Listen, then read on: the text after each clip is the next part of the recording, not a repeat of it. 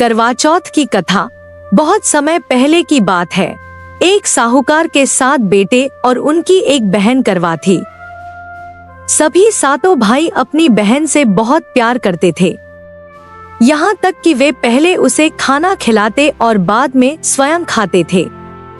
एक बार उनकी बहन ससुराल से मायके आई हुई थी।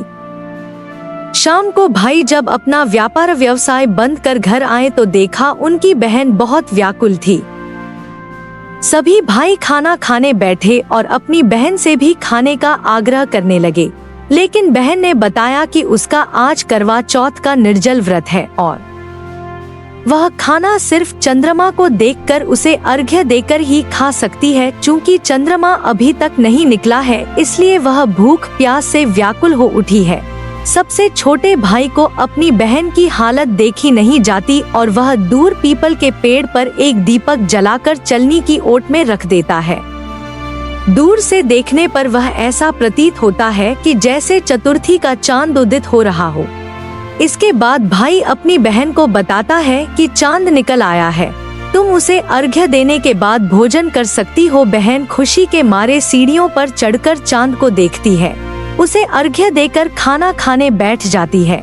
वह पहला टुकड़ा मुंह में डालती है तो उसे छींक आ जाती है, दूसरा टुकड़ा डालती है तो उसमें बाल निकल आता है और जैसे ही तीसरा टुकड़ा मुंह में डालने की कोशिश करती है तो उसके पति की मृत्यु का समाचार उसे मिलता है। वह बौखला जाती है। उसकी भाभी उसे सच्चाई से अवगत कराती है कि उसके साथ ऐसा क्यों हुआ। करवा चौथ का व्रत गलत तरीके से टूटने के कारण देवता उससे नाराज हो गए हैं और उन्होंने ऐसा किया है। सच्चाई जानने के बाद करवा निश्चय करती है कि वह अपने पति का अंतिम संस्कार नहीं होने देगी और अपने सतीत्व से उन्हें पुनर्जीवन दिलाकर रहेगी। वह पूरे 1 साल तक अपने पति के शव के पास बैठी रहती है, उसकी देखभाल करती है। उसके ऊपर उगने वाली सुईनुमा घास को वह एकत्रित करती जाती है।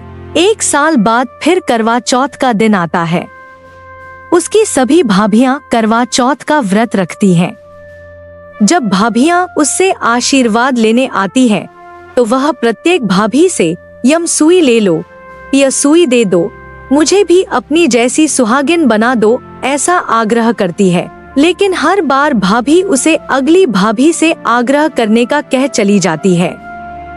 इस प्रकार जब 6ठे नंबर की भाभी आती है तो करवा उससे भी यही बात दोहराती है।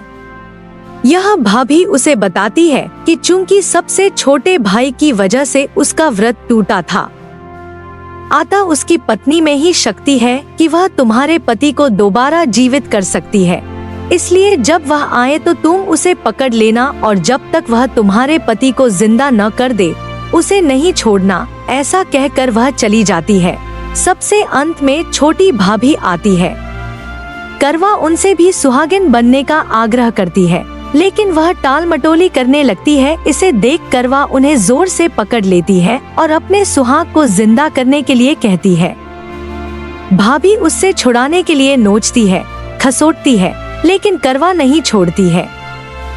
अंत में उसकी तपस्या को देख भाभी पसीज जाती है और अपनी छोटी अंगुली को चीरकर उसमें से अमृत उसके पति के मुंह में डाल देती है। करवा का पति तुरंत श्री गणेश कहता हुआ उठ बैठता है। इस प्रकार प्रभु कृपा से उसकी छोटी भाभी के माध्यम से करवा को अपना सुहाग वापस मिल जाता है।